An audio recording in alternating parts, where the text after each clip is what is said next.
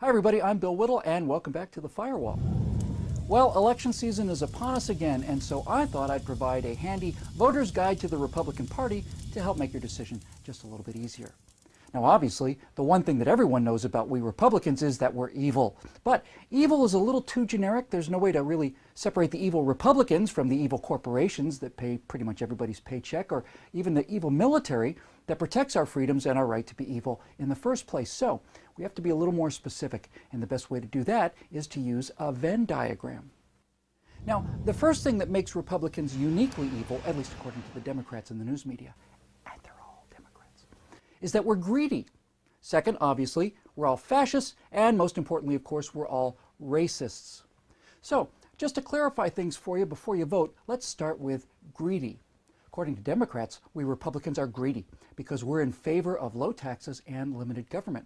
We think you should surrender as little of your freedom to the government as possible, and you should be entitled to keep as much of your money as you possibly can. We think you're entitled to the rewards of your own work.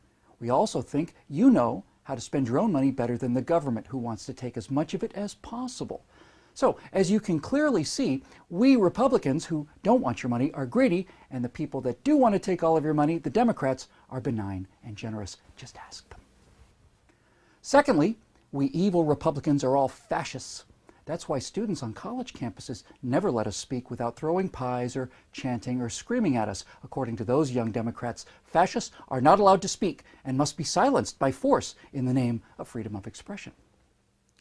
The word fascist, by the way, comes from the Latin word fascis, which means a bundle of sticks. It was used by a determined member of the Italian Socialist Party named Benito Mussolini as his metaphor for what he wanted for Italy. All of the individual sticks, which could be broken one by one, tied together into a huge socialist bundle which could not be broken. Fascists believe in political violence to achieve their ends. Hey, just like the Occupy Wall Street people. Fascists are totally opposed to free market capitalism. Hey, just like the Occupy Wall Street people. They hate religion too, by the way. Instead, fascists believe in a powerful, state-regulated economy which can bring just buckets of hope and change to the people of Italy or America, and the only private businesses that they approve of are ones under the direct control of, or at least dependent on, the government, like, I don't know, General Motors, let's say, or Solyndra. But if we're not fascists, at least we Republicans are still Nazis, right?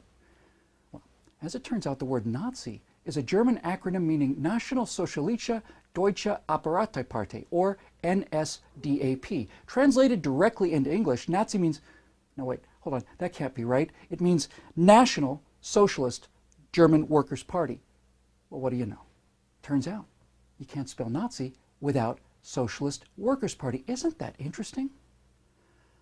No, we anti-socialist, free market, private property-loving, pro-individuality Republicans are the opposite of both the big state, government-controlled bundle of sticks that Italian socialists called fascists, and also the racial socialists called Nazis, and even the international socialists called communists. You know, the guys in the Union of Soviet Socialist Republics.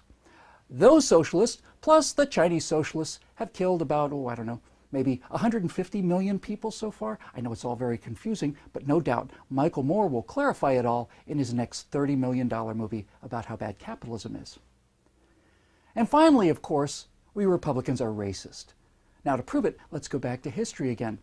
Our Republican Party was founded in 1854 by anti-slavery, well, I guess they must have been anti-slavery racists who departed the Whig Party and opposed the pro-slavery Democrats. The first presidential candidate for the Republicans was John C. Fremont, known as the Pathfinder. The Democrats went into full fear-mongering mode on this guy and said to the people, hey, if you elect a Republican, slavery is all but over. Well, Fremont lost, but in 1860, the second Republican candidate, Abraham Lincoln, did win.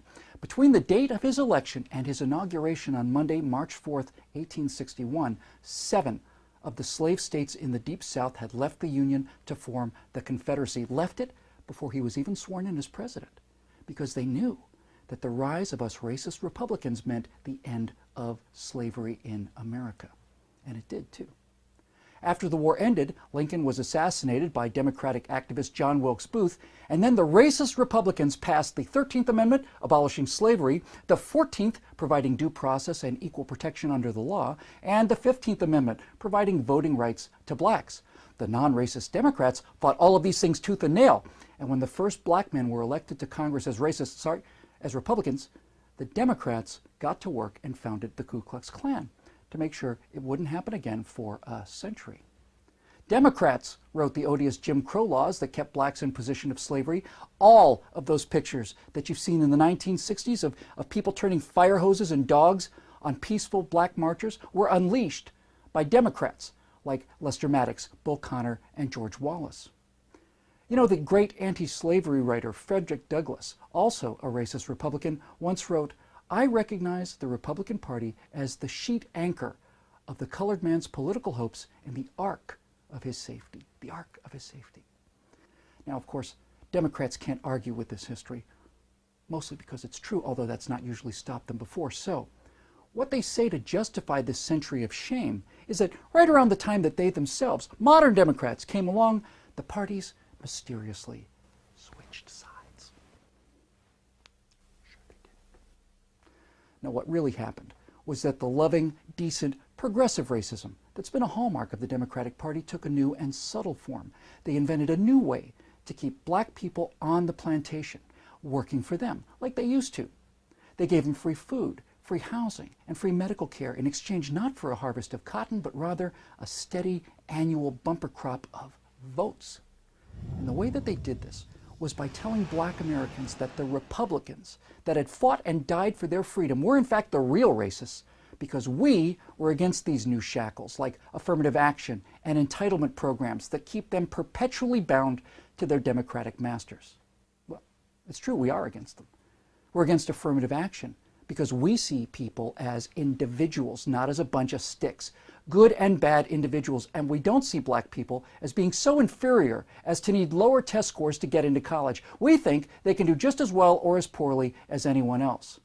We so-called racist Republicans not only quote, but we actually believe the words of that great Republican who said that he had a dream that his 4 little children will one day live in a nation where they will not be judged by the color of their skin, but by the content of their character.